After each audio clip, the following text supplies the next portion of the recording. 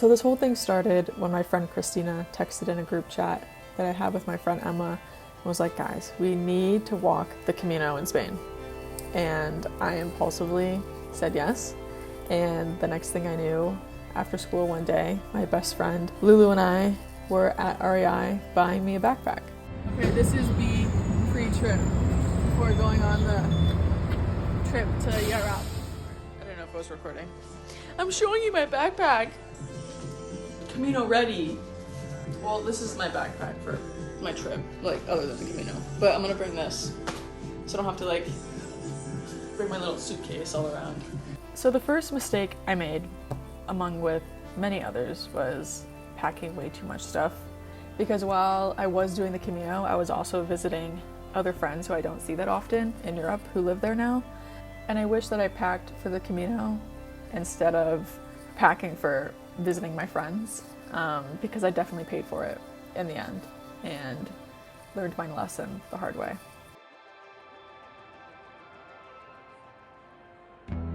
So the first day was really fun just because we were really excited about getting started and this journey that we would be on for the next 10 days. But it was definitely a shock to our bodies just because we're not used to walking 15, 20 miles a day, especially with gear on our backs.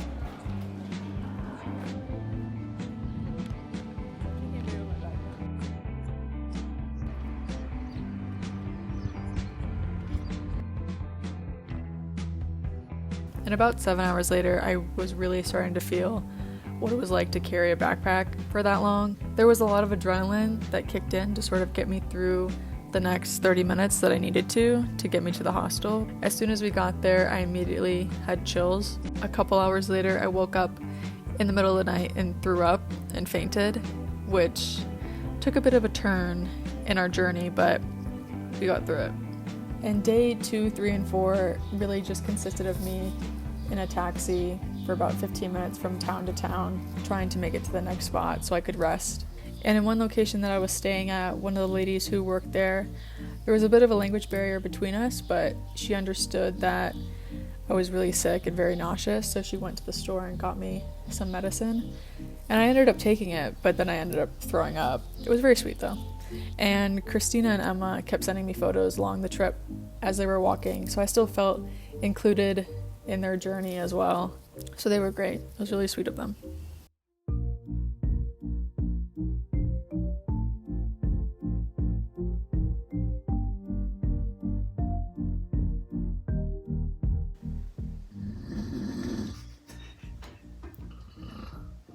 Okay, so now we're on day 6, where I really didn't know how much we were walking. I stayed a little bit further back from Christina and Emma just to take a slower pace, but we ended up walking almost 22 miles, which I don't know how I did it, but I did.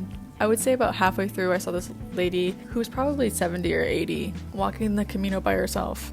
It was just that she was going at such a slow pace. Not that it's a bad thing. It taught me that you'll still get to your destination no matter how slow or fast you go, which is also a life lesson, you could say, as well. But as long as you know where you're going, it doesn't really matter how long it'll take you, as long as you're in the direction that you want to go. I kind of had that mindset where I was like, you know what? I don't need to stay with the group. I can, and we can meet up at certain spots. If I need to go a little bit slower, that's okay. I'll still get to the hostel at some point that night. I sort of got my energy back that day, even though we walked a long time. I was happy to be back on the Camino that day.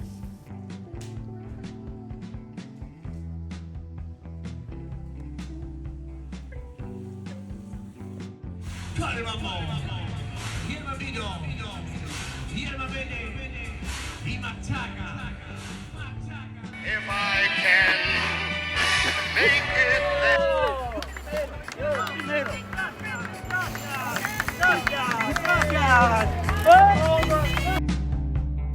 I would say that days 8 and 9 were some of my favorites, just because all the trails started coming into one sort of single file line where we got to meet a bunch of people and of all age ranges of why they chose to do the Camino and where they were from and how many days they've been walking. It was really fun to hear their stories and their motivations for doing it as well. And we also ran into the Santiago sign telling us that we were super close to arriving the next day, and we definitely took a bunch of photos there as well. It was really fun. We knew that our journey was sort of coming to an end, and we were really excited to get up the next day and finish strong. Smile and wave! Okay, the last day I tried to enjoy as much as I could, but sort of towards the end, when we got to the 5 mile, 3 mile marker, it just felt that the day would never end, just because we had traveled for so long and this was the final day. Once we were walking up, a herd of people were, coming up together at the same time, and once you got to the big square where the church was, not hundreds, but about 100 people laying down on the ground with their backpacks and their friends and family and taking photos, and they had their passports with all their stamps on it.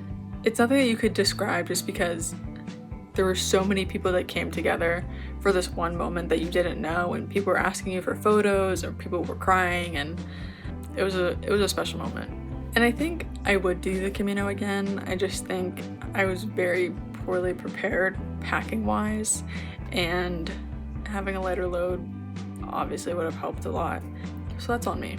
Again, it teaches you a lot.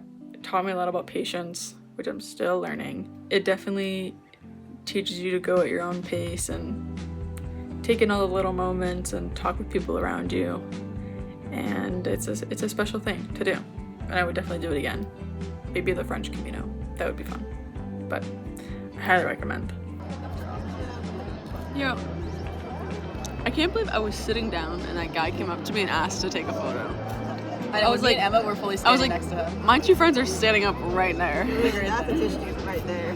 If anyone take a photo, Sorry, she's asleep with her eyes literally closed. literally closed, hat on, Hat on. face. Tap, tap, tap. Can you take my photo? Of everyone in the square. He can smell the tish. The tush?